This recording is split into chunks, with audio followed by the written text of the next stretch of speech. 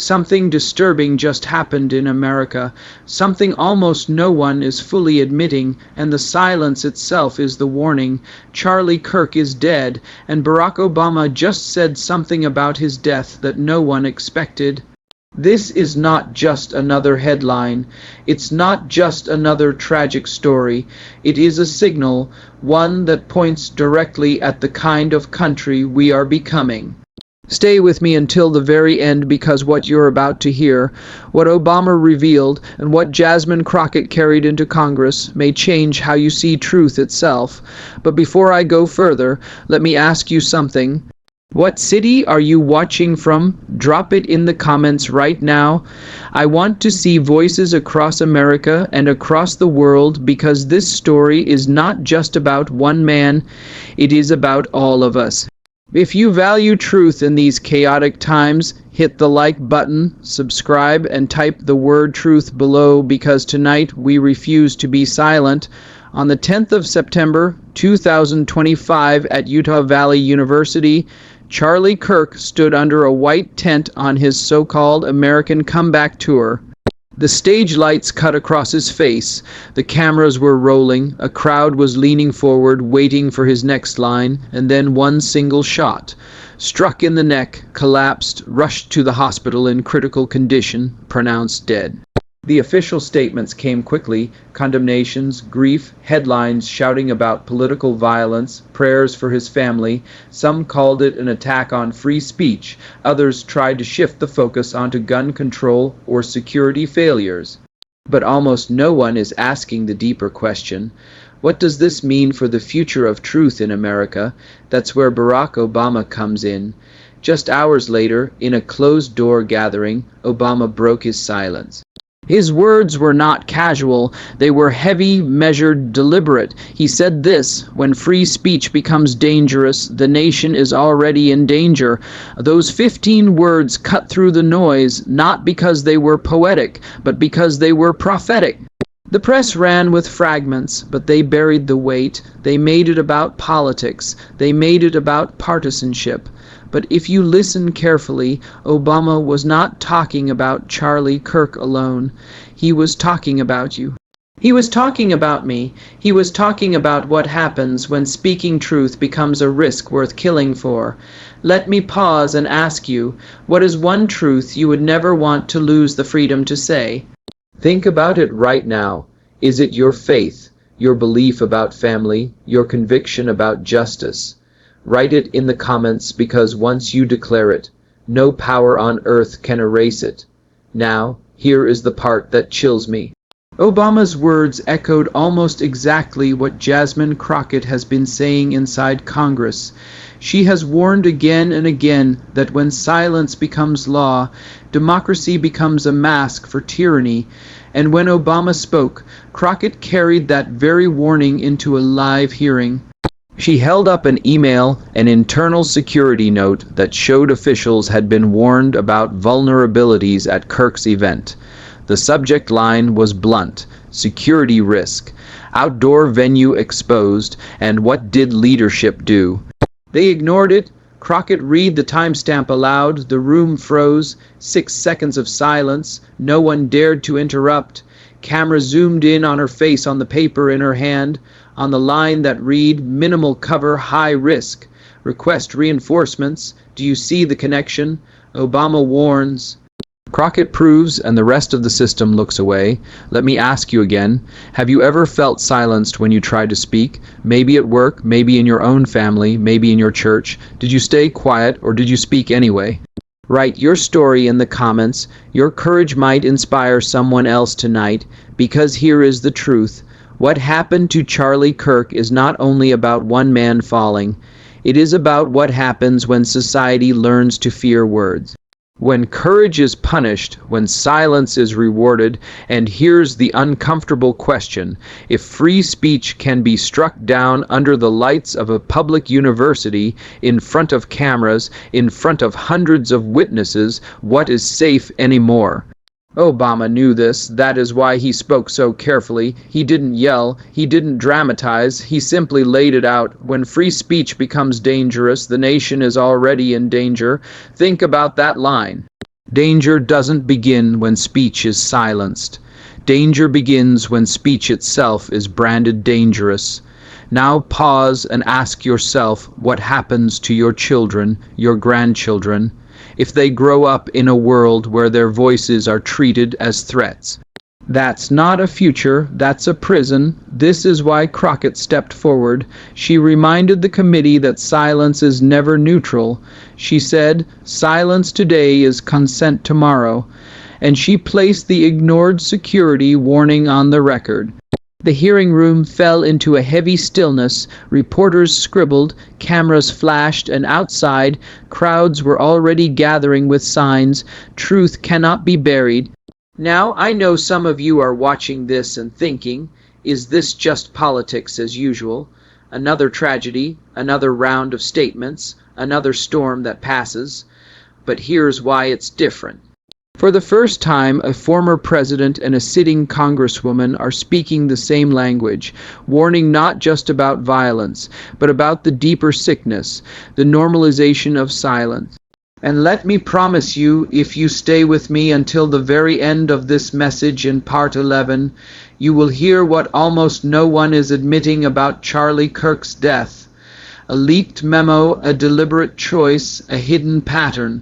But right now, in this first moment, you need to decide something for yourself. Will you be a bystander scrolling past another story, or will you be someone who declares even in a comment section that truth matters more than silence? Type these 4 words if you agree. I will not be silent because this is just the beginning. The day after the gunshot in Utah, Washington felt unnervingly quiet. News alerts had screamed across screens for hours. Yet the Capitol carried itself with a kind of forced composure, as if pretending that everything was normal might somehow make it true. Inside a nondescript building, far from the glare of cameras, Barack Obama sat before a small group. No podium, no stage lights, no teleprompter, just a former president and a silence that everyone in the room could feel pressing down like a weight. People expected him to mourn. They expected the usual words, thoughts, prayers, condolences.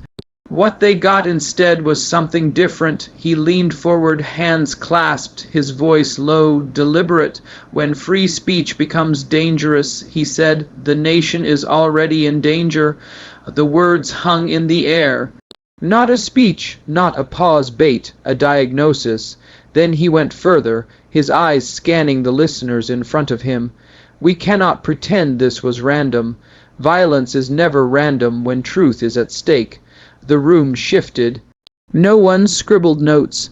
No one interrupted because those lines were not about one man in Utah. They were about the entire trajectory of a country. Think about that for a moment. Violence is never random when truth is at stake. How many times have we seen it? A voice rises only to be targeted. Sometimes by a bullet, sometimes by character assassination, sometimes by digital eraser. Different methods, same result. The message is clear. Speak too boldly and you will pay. Obama didn't raise his voice. He didn't dramatize. He simply laid out a reality too uncomfortable for most to acknowledge. And that is why his words cut deeper than the headlines that would follow. Ask yourself, have you ever watched a news story and thought, they're not telling me everything, something's missing? What was that moment for you? Drop it in the comments. Your story may help someone else realize how much we've been conditioned to accept half-truths. At that same moment in Washington, Jasmine Crockett was preparing her notes. She had received a thick anonymous envelope the night before. Inside, printed emails, security assessments, timestamps. One stood out immediately. Subject line, security risk, outdoor venue exposed. The report was clear. Minimal cover, high risk. Request reinforcements sent days before Kirk's event. Ignored. Here lies the parallel. Obama spoke the principle that truth itself has become dangerous. Crockett held the proof. Warnings silenced, lives endangered. 2 voices from different platforms, same message. Yet the media played its usual.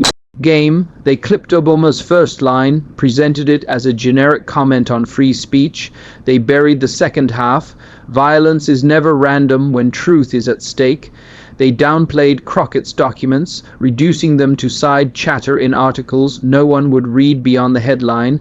Gun control debates, partisan finger-pointing, a carousel of distractions. This is what power does when it cannot erase a truth. It buries it under noise, but pause for a second. How many truths in your own life have been drowned by noise?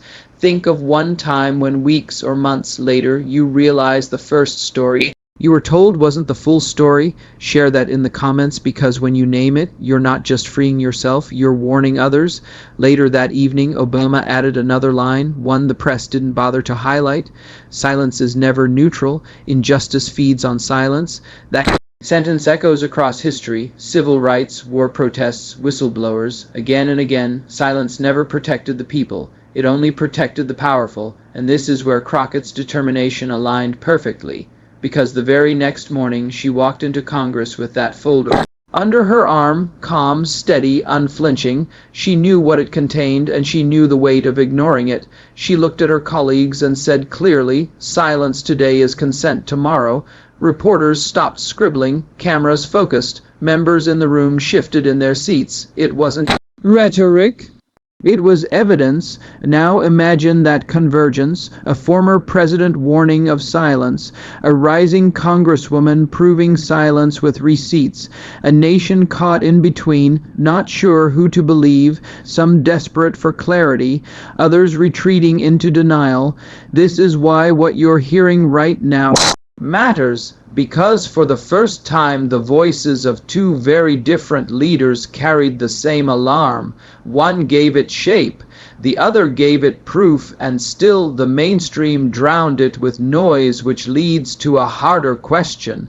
If the pattern repeats, if warnings are ignored, if silence is normalized, who benefits? Who gains from burying the truth until it's too late? That is not a rhetorical question.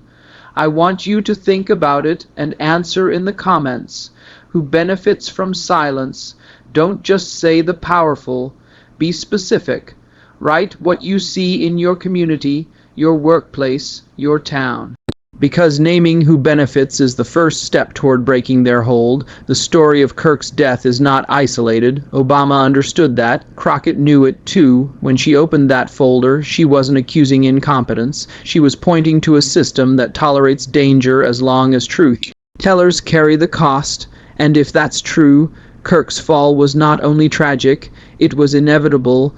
Think about how chilling that to realize that a man could be gunned down in public, not because of who he was, but because of what his presence symbolized. Someone with a microphone, an audience, and a willingness to speak without filters. Let me challenge you with this. Do you believe silence can ever be neutral, or do you agree with Obama that silence itself is injustice? Write your answer below. One word only, neutral or injustice. The more voices choose, the clearer the pattern become. This moment in Washington, these two voices, Obama diagnosing Crockett proving, set the stage for what came next. The chamber where Crockett raided those lines would soon freeze under the weight of her evidence. Members of Congress would glance at one another, unable to answer, and the silence inside that room would say more than any statement they could have made.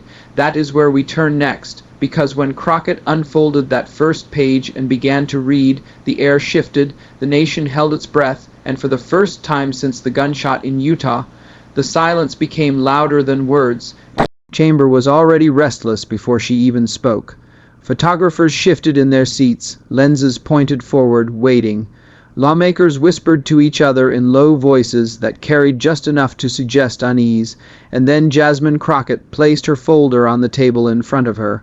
It looked thin, ordinary, but the weight of it was not measured in pages. It was measured in what those pages contained. She straightened the papers, lifted the first one, and began. This document was sent 3 days before the event in Utah, she said, her voice steady, unhurried. Subject line, security risk. Outdoor venue exposed. The words fell into the room like a stone into water. Ripples of murmurs spread instantly. Reporters' pens scratched faster. A senator coughed, then went still. Crockett continued, minimal cover, high risk. Request reinforcements. She held the page up so the cameras could see the bold letters. Then she let the silence hang. 6 seconds, the kind of silence that made people glance at each other, made them wonder if they were hearing correctly. Yet no reinforcements were sent, she added. No adjustments were made. The event proceeded exactly as planned, and Charlie Kirk was left exposed. The committee chair shifted uneasily. Congresswoman, are you saying this warning was deliberately ignored? Crockett's eyes didn't flinch. I am saying it was received. It was read and it was buried. A murmur ran through the crowd again. Cameras flashed. The atmosphere was tightening, each second heavier than the last. Think about what that means. An email clear as day, warning of risk, requesting action and nothing done. How many times in your own life have you seen warnings ignored? At work, at home, in your community, someone raises a concern only to be dismissed. Then the very thing they predicted happens. Have you lived that moment shared in the comments? Your story may remind others that silence is never harmless. Crockett placed the first page down and pulled the next. This one showed the metadata, the timestamp of when the message was sent, the recipient list, the follow-up notification that marked it as seen. She read it aloud, sent 942 ASM, the 7th of September, marked seen by at least 3 officials, no record of response. She tapped the line with her finger, not incompetence, not oversight, silence. The room went dead quiet. Obama's words from the day before seemed to echo in that stillness. When free speech becomes dangerous, the nation is already in danger. And now in front of Congress, Crockett was proving that danger had been acknowledged and ignored. This is not about agreeing or disagreeing with Kirk's politics, she said. This is about whether warnings matter, whether truth matters, whether the lives of those who speak are protected or treated as expendable. Her words landed like blows because they weren't partisan. They were fundamental. Outside the chamber, the story was already breaking across social media. Clips of Crockett holding up the email were circulating. Hashtags began to rise. Number ignored, warning. Number truth buried. Comment sections flooded with people writing about times they had spoken up and been ignored. And here is where you come in. What's one warning you gave that no one listened to until it was too late? Write it below, because when you share it, you're not just telling your story, you're proving the pattern. Back inside, Crockett flipped to the 3rd page. This one was even more damning. It wasn't just a warning. It was a request to move the event indoors into a controlled environment. The recommendation was precise: shift to indoor hall, reduce exposure, deploy additional security. Crockett read the line, then lowered her eyes. Recommendation denied. No explanation recorded. Gasps audible, sharp, even. Members who usually opposed her shifted uncomfortably. At that moment, a lawmaker tried to interrupt. Congresswoman, we cannot assume. Crockett raised her hand, calm but firm. I'm not assuming. I'm reading. These are their words, not mine. Her composure cut sharper than shouting ever could. Camera stayed locked on her face, on the papers in her hand, on the stark black letters that no one could deny. Do you feel the weight of that? A man is dead, not because no one saw the risk, but because someone chose to ignore it, and that raises a haunting question. Why? Who benefits from burying warnings? Who stands to gain when truth becomes silence? These are not abstract questions. They are the questions that decide whether democracy survives or collapses into theater. Crockett placed the final page of her folder onto the table. She didn't speak for several seconds. She let the silence speak. Reporters leaned forward. Lawmakers shifted in their seats. Then she said, if silence today becomes acceptable, then tomorrow this chamber will not be needed because truth will already be gone. The silence that followed was not ordinary. It was suffocating, heavy. Cameras clicked nervously, as if breaking the tension, but the lawmakers did not move. This was more than a hearing. It was a mirror, a moment when everyone in that room had to decide whether they were protectors of truth or participants in its burial. And outside, the chants had begun. Protesters gathered, holding signs. repeating words that spread like fire. Truth cannot be buried. Their voices echoed faintly through the heavy doors, merging with the silence inside to form a contradiction too powerful to ignore. Ask yourself, if you had been in that room, would you have spoken or would you have stayed silent? It's easy to say now what we would do. Harder when the weight of power presses down. Comment with one word, speak or silent. Let's see how many voices still choose courage. The moment was far from over because Crockett's reading was not the end. It was the opening of a fracture. Some lawmakers leaned toward her, quietly acknowledging the gravity. Others looked away, unwilling to confront what the pages revealed, and one voice just minutes later would try to deflect, to dismiss, to make the entire issue about something else. That voice belonged to Donald Trump, and when he spoke, mocking Obama, warning, ridiculing Crockett's evidence, he thought he was deflecting the storm. What he didn't realize was that his words would ignite it. The silence in the chamber didn't last long. It couldn't. Silence had always been fragile around Donald Trump. Word of Crockett's evidence spread quickly. Clips of her holding the warning email had already racked up millions of views. Obama's words from the night before, "When free speech becomes dangerous, the nation is already in danger," were replaying across networks, and then Trump decided to weigh in. He didn't choose a measured statement. He didn't acknowledge the weight of what had been shown. Instead, at a rally streamed live that evening, he smirked and leaned into the microphone. "Obama is fear." Enduring again, he said, drawing laughter from the crowd. "And that congresswoman, what's her name? Jasmine. She waves around papers like she's in a bad movie. They want you to believe this was some big conspiracy nonsense." The audience cheered, but outside the rally, the reaction was very different. Think about that contrast. On one side, a former president delivering a quiet, chilling warning, a congresswoman presenting hard documents. On the other, a man mocking both, turning tragedy into punchlines. Which one sounds like leadership to you? Comment below, serious or mockery. Let's see how people really feel about this contrast. Trump went further. They talk about silence, but the truth is nobody silenced Charlie Kirk. He was speaking, he was strong, he was loved. This idea that the system ignored him. Give me a break. These people make everything about themselves. Obama wants to look wise. Crockett wants to look tough. But really, they're just playing politics. His words echoed across screens, amplified by his loyal outlets, but something unexpected happened. The very clips he thought would dismiss Obama and Crockett began to circulate as evidence of the opposite. Because when people compared the three moments side by side, Obama's solemn warning, Crockett's documents, Trump's smirk, they saw the split in sharp relief. One voice was grave, one was factual, one was mocking. Social media picked it up almost instantly. A side-by-side edit went viral. Obama's line, Crockett's email, Trump's grin. The caption was simple: truth, proof, mockery.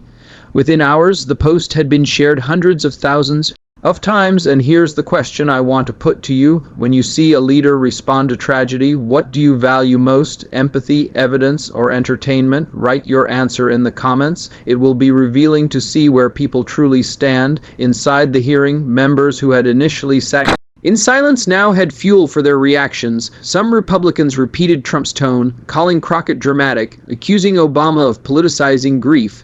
Others, more cautious, avoided speaking at all, not wanting to align themselves with mockery in a moment so tense. Crockett, meanwhile, remained unflinching. She didn't respond to Trump directly. She didn't need to. Her folder, her timestamps, her proof already spoke louder than his rally jokes, and that quiet composure may have been what unnerved her opponents the most. Think about the dynamic here. Truth had been spoken. Proof had been shown. The response from power was ridicule. It's a pattern as old as history. When facts can't be denied, they're mocked. When warnings can't be erased, they're belittled. It's easier to laugh at truth than to face it. But ask yourself, how many times in your life have you seen someone mocked simply because they told an uncomfortable truth? Did it silence them? Did it silence you? Comment your story, because courage grows when we realize we are not alone. Back at the rally, Trump pushed the line further. They say silence is injustice, he chuckled, but I call it common sense. You don't have to answer every crazy theory. Sometimes you just ignore it. Those words hit harder than he realized because outside the rally the chant had already formed. Truth cannot be buried, and every time he laughed, the chant grew louder. By the end of the night, even mainstream anchors who often avoided controversy were admitting the contrast was striking. One said on air, regardless of politics, the difference in tone here is extraordinary. Obama's grave, Crockett's factual, Trump's dismissive, and here's what you need to understand. Mockery is not neutral, it shapes perception. It teaches people what to take seriously and what to dismiss, and when tragedy is mocked, it signals that truth itself is disposable. That is why Obama's line and Crockett's folder cut deeper after Trump's rally, because people could see with their own eyes. Not every leader values truth the same way. Ask yourself if the leaders at the top laugh at truth. What message does that send to the rest of us, to your children, to future generations? Comment. One word below, dangerous, because when enough people say it out loud, it can't be ignored. By the next morning, the clash of tones had already set the stage for what came next. On one side, solemn warnings and printed proof. On the other, mockery broadcast to thousands. The country had to choose which image to believe, and while Trump's words fueled his base, they also ignited something he hadn't expected. Because for every cheer in that rally hall, there were thousands online asking the same question. If the warnings were fake, why were they written at all? Why were they ignored? The question would only grow louder in the days to come, and the voices outside chanting in unison were about to become impossible to ignore. Outside the marble walls of the Capitol, the story had already slipped out of the hands of politicians. It was no longer confined to hearings or rallies. It was on the streets. By mid-morning, the plaza across from the Capitol steps was crowded. Not a crowd of partisans, not professional activists with polished signs, but ordinary people, teachers, veterans, parents, retirees drawn by something heavier than politics, drawn by the sense that silence was swallowing their country. The chants began low, almost hesitant, then grew louder. Truth cannot be buried over and over, rising with each repetition. Reporters pointed their cameras, live streams lit up with comments pouring in by the second. A retired teacher from Detroit stood on a crate, voice shaking but strong enough to carry. I spent 35 years telling my students that words matter, that speaking up matters, and now I see a man killed after warnings were ignored. If we stay quiet, we teach the next generation that silence is safer than truth. I won't accept that. Her words struck home. The live stream chat flooded with teachers typing their own stories, times they had been told to stick to the curriculum and avoid uncomfortable truths. Viewers began commenting, "Teachers speak truth, words matter, we refuse silence." And next, a mother from Texas held up a handwritten sign. The ink was uneven, rushed it read, "My son asked if it's safe to tell the truth in America." I didn't know what to answer. The cameras zoomed in, reporters scribbled furiously, people online shared the image within minutes, and it began trending across platforms. And I want to ask you, if your child asked you the same question, what would you say? Comment your answer one sentence, because the answers we give today will shape what the next generation believes tomorrow.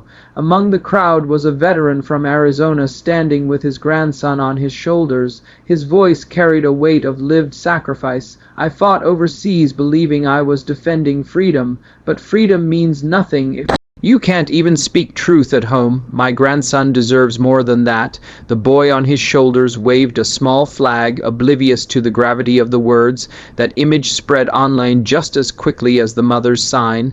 The caption, people added, was simple. "He fought abroad.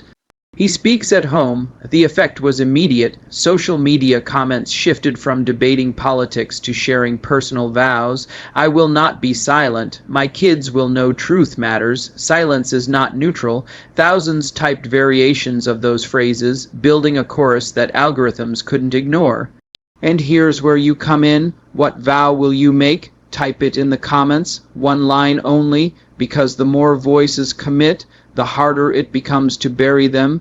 Inside the Capitol, lawmakers could hear the chants faintly through the thick doors.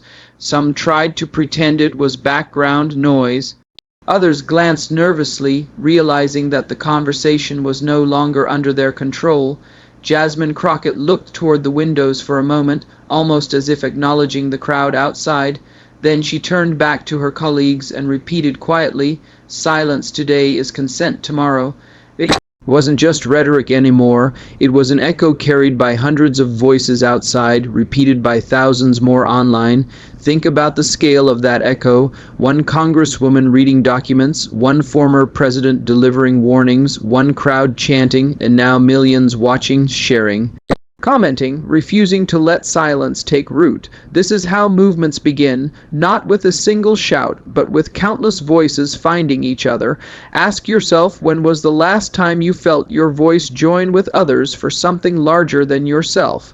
Share that memory in the comments, because reminding ourselves that unity is possible is itself an act of resistance. By the afternoon, signs were everywhere. Some rated ignored once, never again.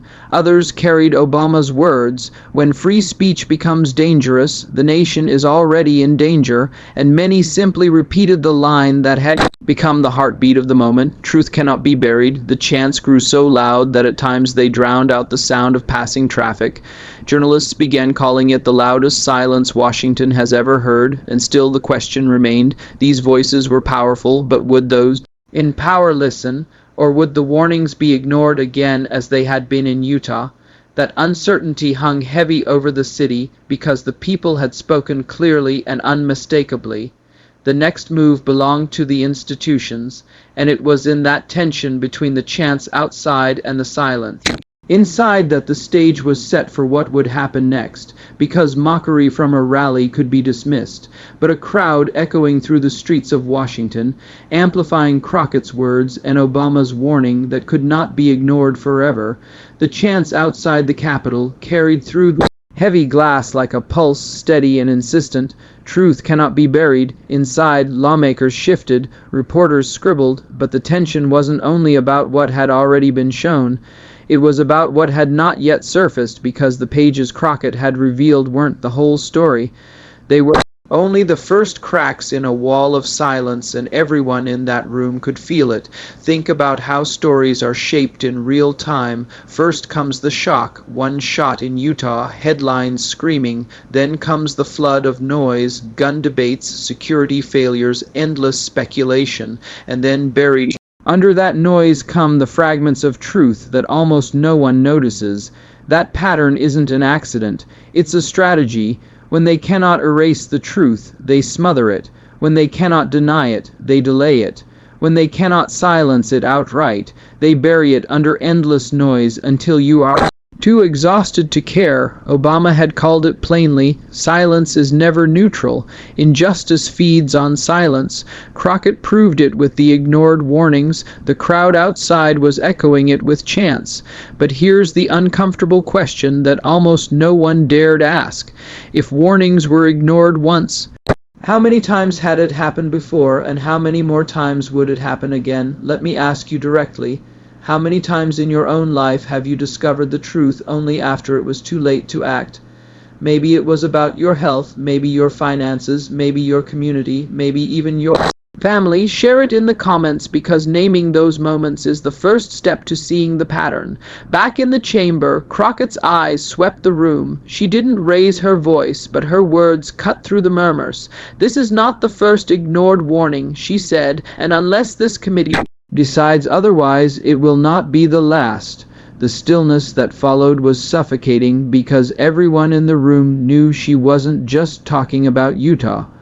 She was talking about every case, every tragedy, every silenced voice that had been brushed aside with excuses.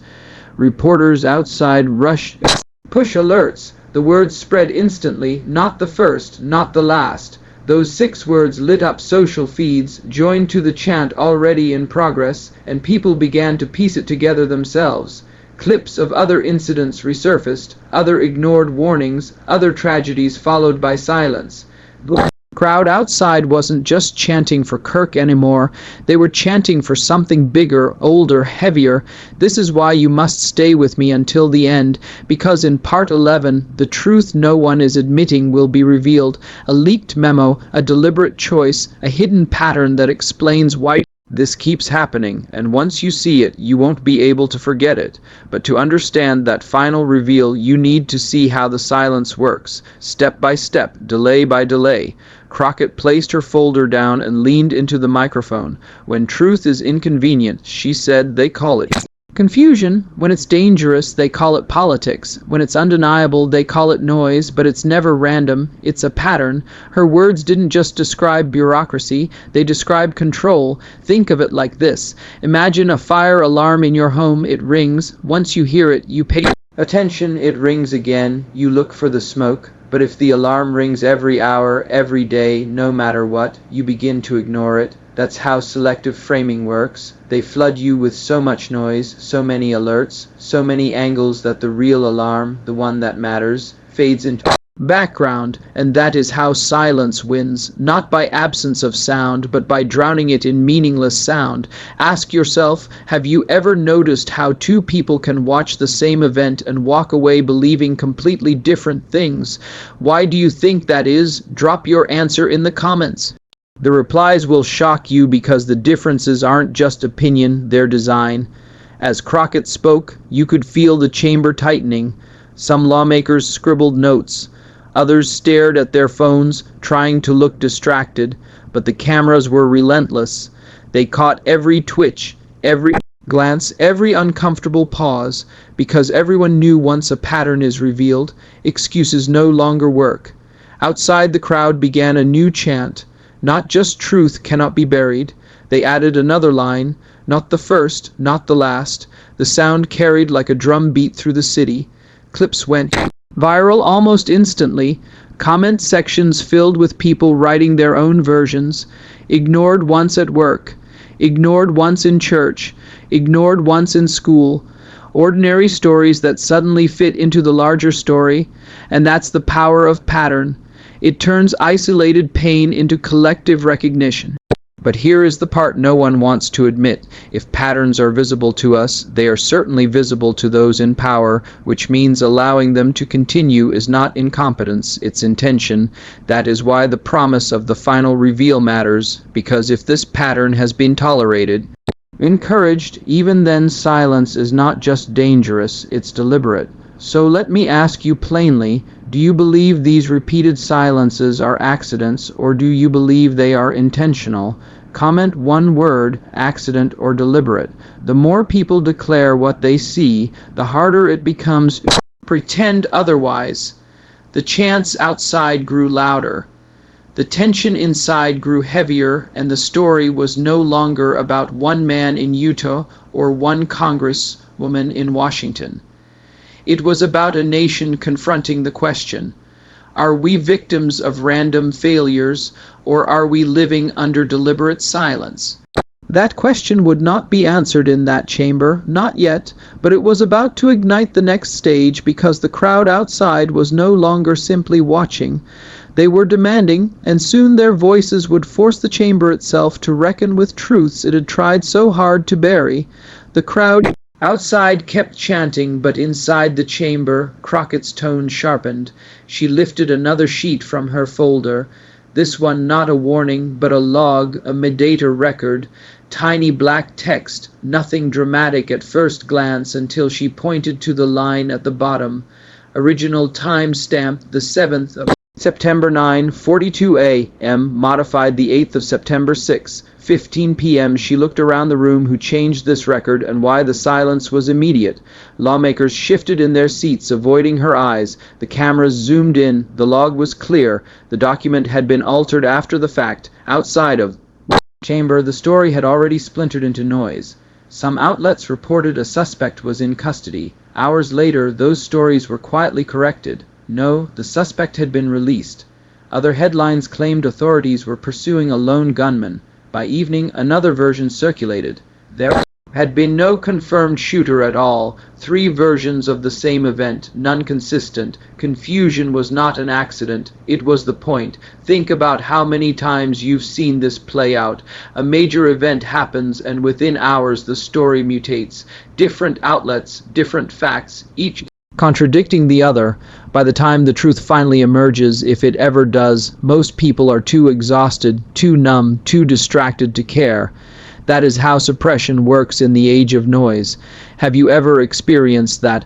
A story you followed closely only to find weeks later that the first reports were false or incomplete? Share it in the comments, because when we name those moments, we expose the mechanism that keeps us blind. Crockett tapped the page again. Metadata doesn't lie. Someone changed this record. Someone tried to rewrite the timeline. Her words hit hard, not just because of what they revealed, but because of what they implied, that the silence wasn't passive, it was active. The record hadn't just been ignored, it had been altered, and yet outside the noise continued.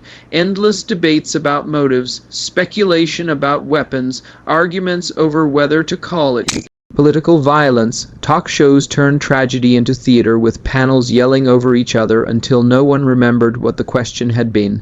Selective framing, narrative control, the very pattern Obama had warned about now on full display. The chant outside adapted again, feeding on the word inside, not ignored, altered. Voices rose. Signs appeared with the new phrase scrolled in bold letters. What had started as grief was turning into resistance inside. Crockett placed the log down. This is why silence is never neutral, because silence leaves room for manipulation, and manipulation leaves room for control. The weight of her words was undeniable, but still no one answered, and that is how truth is buried, not by a single lie, but by layers of confusion, by making you doubt your own eyes, by overwhelming you with contradictions until exhaustion feels safer than clarity. Ask yourself, how many contradictions have you accepted in the past year? How many times have you shrugged and said, we'll never know the full story? That resignation is the victory of suppression, and the only way to fight it is to call it out. Comment below with one word, exhausted or awake. Which side are you on? The hearing moved forward, but the fracture was already visible. Outside, chants grew louder. Inside, lawmakers sat frozen, unable or unwilling to respond, and the nation, watching both feeds at once, began to realize the noise was not random. It was deliberate, and the more Crockett spoke, the more undeniable that truth became. By now, the hearing room felt like a pressure chamber. The evidence had been laid bare, ignored warnings, altered records, a storm of contradictions from the outside world. No one could deny the pattern anymore. The question hanging in the air was simple. What now? That was when Barack Obama's words from the night before began to echo across feeds again.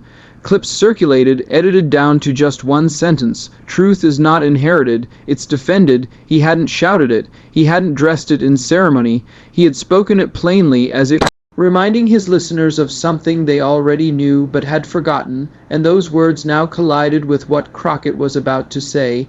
She set her folder down, leaned into the microphone, and locked her eyes on the cameras. For a moment, it felt less like a hearing and more like a direct address to the people watching at home. Silence today, she said slowly, is consent tomorrow. No one in the room moved. The weight of the words sank in. She repeated them once more, softer this time, as though speaking to each viewer individually. Silence today is consent tomorrow. Outside, the chant shifted yet again. The crowd picked it up, voices layering over each other until it became a rhythm. Consent tomorrow, consent tomorrow. The live stream chat lit up with people typing the same phrase. Some wrote it in all caps. Others added their own vow. I will not be silent, and here's where I turn to you. If you are watching this, I want you to pause for just a moment. Ask yourself, in what area of your life have you been silent for too long? Write it in the comments, even if just one word: faith, family, justice, truth. Because once you declare it, silence loses its grip. Obama's line and Crockett's challenge formed a perfect symmetry. One spoke of principle, the other demanded action, and together they transformed the moment from analysis into decision. This was no longer about whether silence existed. It was about whether people would choose to break it. Think of the moments in history that turned because ordinary people refused to stay quiet. Civil rights marches, whistleblowers exposing corruption, even simple acts, a worker speaking up about unsafe conditions, a parent challenging injustice in a school. Change has always begun with one choice: speak or stay silent, and that's the choice facing every viewer now. So I ask you directly, type the 4 words. If you agree, I will not be silent. Even if your hands shake while writing it, do it. Your comment may be the encouragement. Someone else needs to find their voice tonight. Inside the chamber, Crockett didn't raise her tone. She didn't need to. Her calmness was sharper than shouting. Cannot keep treating truth as optional, she said. If we let warnings be ignored, if we let records be altered, if we let silence be normalized, then freedom itself will be rewritten, and none of us will recognize the country we leave behind. Her voice didn't break, it didn't waver, it carried with the kind of steadiness that comes from knowing you are not alone. Outside, chance confirmed it. Online, thousands of comments confirmed it. This is the power of resonance. When one voice speaks, it can be dismissed. When many voices repeat, it cannot be buried. That is why Obama's words were still trending hours later. That is why Crockett's phrase became a chant. And that is why you typing one line in the comments matters more than you think.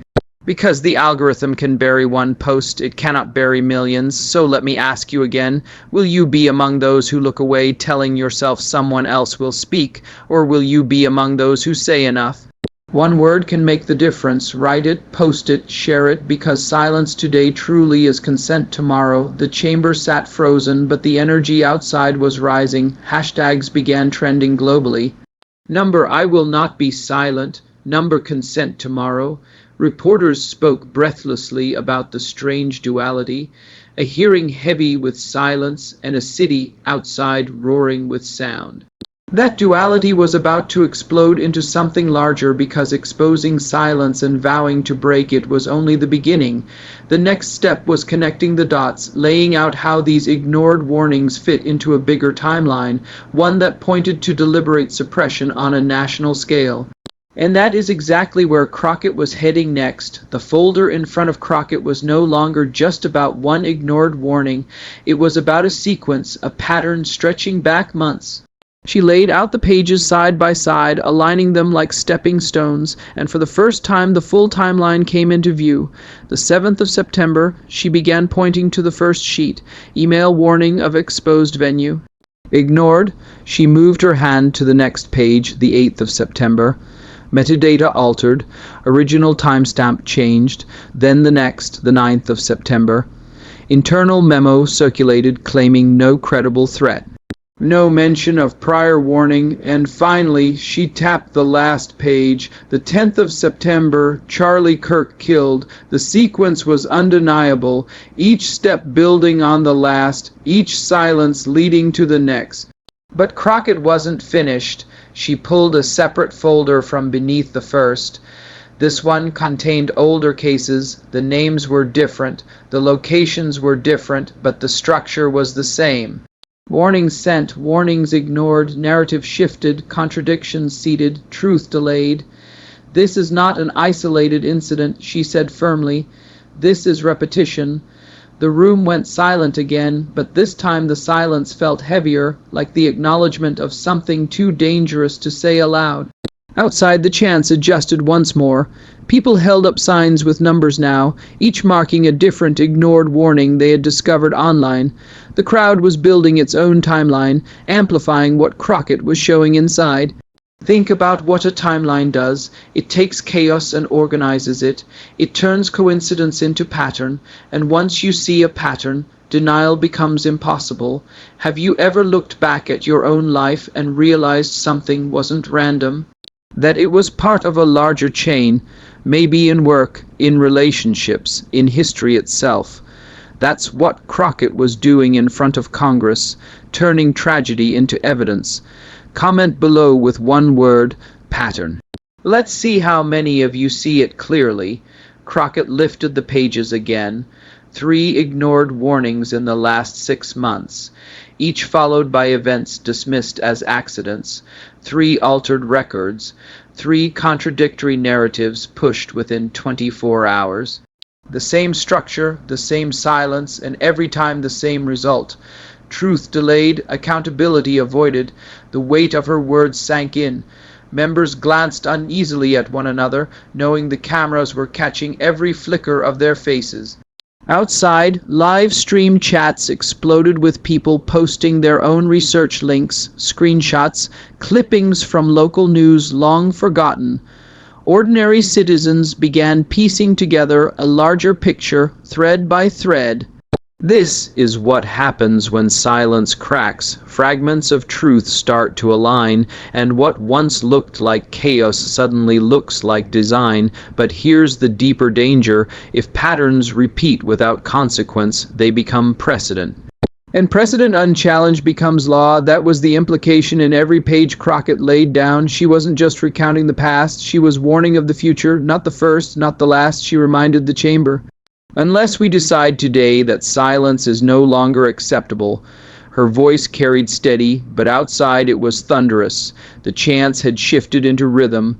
Pattern, pattern, pattern, and as the timeline spread online, it became impossible to dismiss as coincidence. The repetition was too clear, too precise.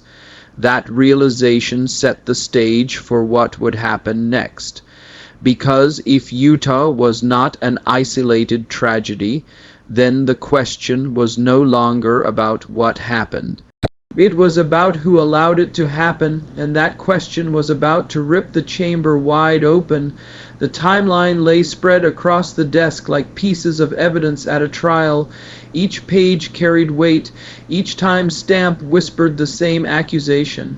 And then Jasmine Crockett leaned forward, her voice steady but sharpened to a blade. "Define silence," she said. The words cut through the chamber. Lawmakers glanced up, startled. She repeated it slower this time. "Define silence, define who benefits." The question was not rhetorical. It demanded an answer, but none came. The chair shifted uneasily. A senator cleared his throat but said nothing. The camera zoomed closer, capturing faces frozen in place. Every second of silence became more unbearable than the last. Crockett held their gaze. Was it incompetence or was it intention? "If you cannot answer, then you have already defined silence for us." The room stayed still, but outside the crowd roared. They had been waiting for this moment, sensing the escalation, even without hearing every word. Chants rose like thunder, rolling against the walls of the Capitol. Truth cannot be buried, not the first, not the last. Inside, the tension was suffocating. You could almost hear the weight of the questions pressing down on the chamber. Ask yourself, if you were in that room, would you have spoken, or would you have sat in silence? Comment with one word, speak or silent, because imagining yourself, there is the only way to understand what was at stake. Crockett placed both hands on the folder, then pushed it slightly forward, as if laying down a challenge. Every ignored warning is a choice, every altered record is a decision, and every silence is consent. So I will ask again, who benefits? Her words echoed like a hammer strike. No one moved. Reporter pens hung midair.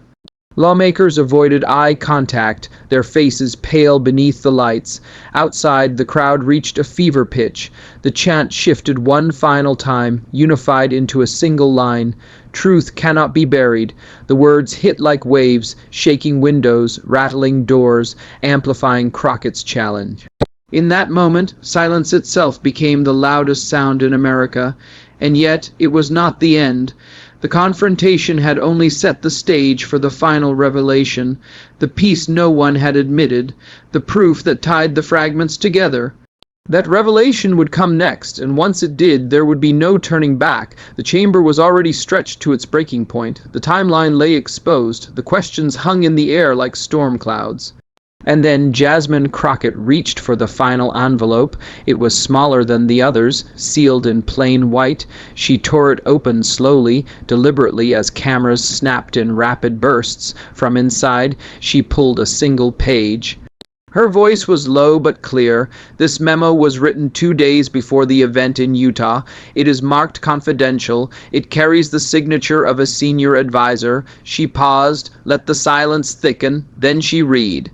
Recommendation: reduce security presence. Optics of heavy security unnecessary. Risk acceptable. The room gasped. Even hardened lawmakers shifted in shock. Some covered their mouths. Reporters typed furiously, their screens glowing with urgency. Think about what those words mean. Risk acceptable. A man's life weighed against optics, the safety of truthling measured as expendable, and the decision wasn't negligence, it was deliberate. Crockett lifted the page higher for the cameras. This is why I said silence is not neutral. This memo shows intent. Security wasn't just ignored, it was reduced. Risk wasn't missed, it was chosen. The hearing room went still. The chants outside surged louder. Truth cannot be buried. Across the country, the reveal hit like an earthquake. Phones buzzed, televisions lit up, live streams exploded with comments. People wrote in disbelief. They called his life acceptable. Risk, hashtag spiked instantly. Number risk, acceptable. Number truth cannot be buried. And I want to ask you, what's one thing in your life you would never accept as risk? Your family, your freedom, your faith? Write it in the comments, because declaring what you won't sacrifice is how you draw the line. Hours later, Barack Obama released a statement, brief but heavy. The normalization of silence is the greatest threat to democracy. Truth can be delayed. It cannot be erased. His words spread like wildfire. Paired with Crockett's memo, they formed the final blow. Silence was not incompetence, it was policy. Back in the chamber, Crockett closed the folder, placed her hands on top of it, and spoke one last time. Charlie Kirk is dead. Warnings were ignored, records were altered, and a memo shows risk was deemed acceptable. If this body does nothing, then silence is no longer accident. It is consent, and history will record it that way. No one in the room could respond. The silence was absolute. Outside, the crowd reached its peak. Thousands of voices in unison echoing words that would outlast the day. Truth cannot be buried, not the first, not the last. Never again. Live stream comments cascaded, people typing the same vow. I will not be silent, and I turn to you now. What truth will you refuse to let be buried? Write it below, because history isn't written by silence. It's written by voices that refused to disappear. As night fell, the Capitol lights glowed against a restless city. The chants finally began to fade, but the words lingered in the air, carved into memory. Obama's warning, Crockett's evidence, the memo's chilling line, and the people's vow. Not the first, not the last, but this time no one could say they hadn't been told. Truth had been delayed, but it had not been erased. And that, in the end, is what matters.